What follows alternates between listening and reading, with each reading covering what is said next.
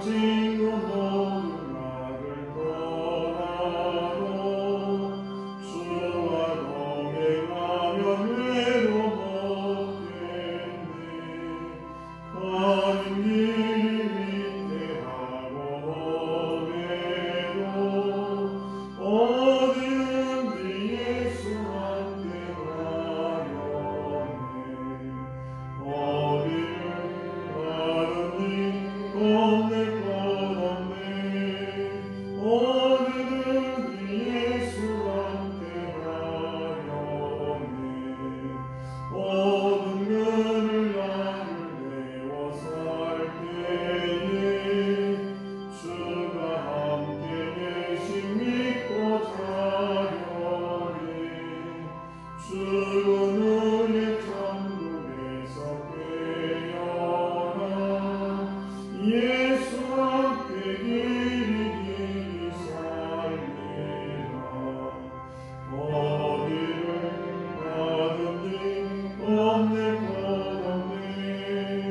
어디든지 예수 함께 가려네. 아멘. 오늘 이 새벽 우리에게 주신 하나님 말씀입니다. 요한복음 17장 45절에서 53절 말씀입니다. 요한복음 17장 45절에서 53절 말씀 한 절 한 절 교독하겠습니다.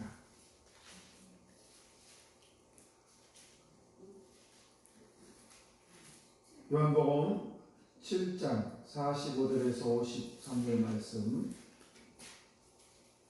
아랫사람들이 대제사장들과 바리새인들에게 오니 그들이 묻되 어찌하여 잡아오지 아니하였느냐.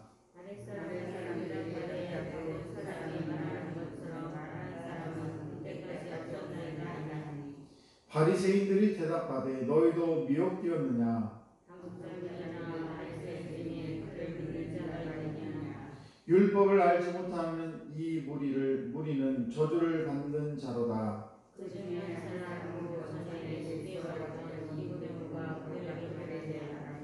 우리 율법은 사람의 말을 듣고 그 행한 것을 알기 전에 심판하느냐.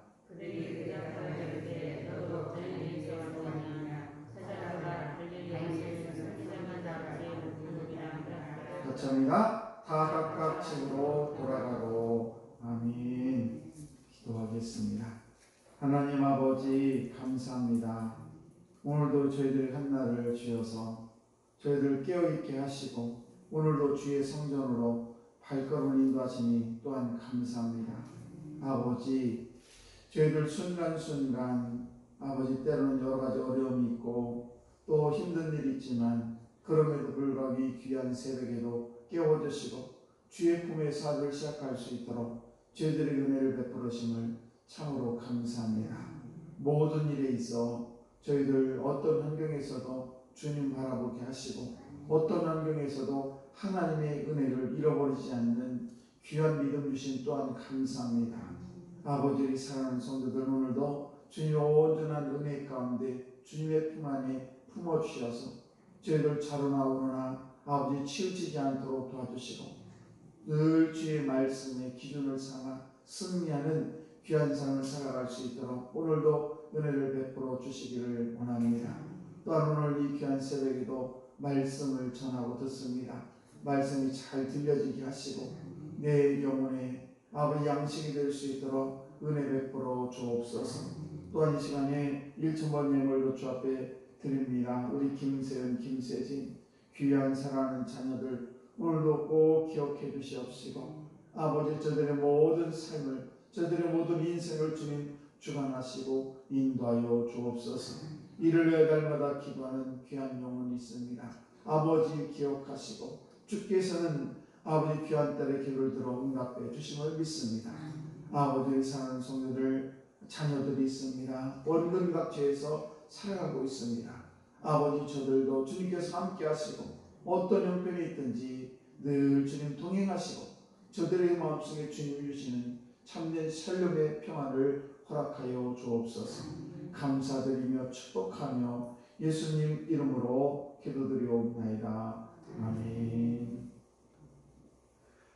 네, 귀하고 복된 새벽이면 오늘도 이 귀한 새벽에 나오신 우리 성도 여러분, 하나님의 크신 은총이 귀한 성도 여러분에게 늘 충만하시기를 주의 이름으로 축복합니다.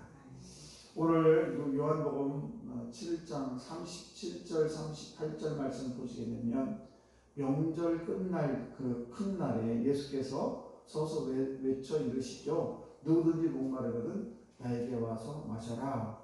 나를 믿는 자는 성경의 이름과 같이 그 배에서 생수의 강이 흘러나오리라. 이렇게 말씀을 선포합니다. 그러자 많은 사람들이 그 예수님의 그 선포된 그 말씀을, 어떤 사람은 그 말씀을 믿는 사람이 있는가 하면 어떤 사람은 아니 저 사람이 뭔데 저런 얘기를 하지? 라고 하면서 믿지 못하는 사람이 있습니다. 왜 똑같은 말을 들었는데 누구는 이렇게 그 말씀이 믿어지고 또 어떤 분은 똑같은 말씀을 들었는데 왜 그 말씀 믿어지지 않을까? 뭐 여러 가지가 있는데 그 중에 인간적인 그런 계산이 들어가 있기 때문에 이 말씀이 들려지기도 하고 들려지지 않기도 한다는 사실입니다. 그래서 우리가 어떤 사람은 똑같은 말을 듣고 아유 오늘 진짜 은혜 받았네 라고 생각하는 분이 있는데, 그런데 어떤 분은 왜 은혜를 받지 못할까? 똑같은 장소에서 똑같은 말씀을 전했는데 똑같은 분이 전했는데 왜 이런 일이 벌어지고 있을까?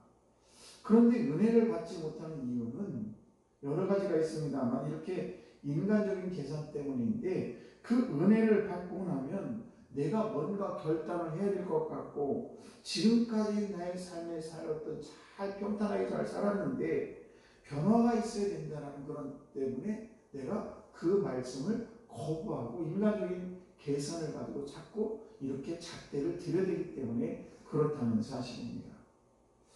은혜를 받게 되면은 만약에 내가 은혜를 받는데도 정말 내가 내 삶이 어렵고 어떤 벼랑 끝에 몰려가가지고 어쩔 수 없이 내가 하나님께 매달려서 하나님 말씀 아니면 저는 어떻게 할 수가 없습니다 하면서 정말 벼랑 끝에 있고 여러 가지 시련이 있었다면 아마 그 은혜를 받아들이고 그 변화를 받아들이려고 하지만은 지금까지 평탄한 삶을 살았습니다.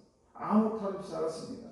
남들과 원수 진 일도 없지요. 또 직장도 그냥 어려움없이 잘 다니지요. 자녀들도 별로 속썩인 일 없지요. 그런다고 남편이 속썩여가지고 바람피는 일도 없지요. 또 신앙생활 그냥 적당히 교회 왔다 갔다 하고 뭐 10년 20년 돼도 별로 교회에서 시험도 있지 않죠. 뭐 굳이 뭐가 답답해가지고 뭐 이렇게 하나님께 매달리고 그걸 막 열정적으로 교회를 다니고 믿음을 가질 필요가 있는가 라고 하는 생각이 들 수가 있다는 사실이죠.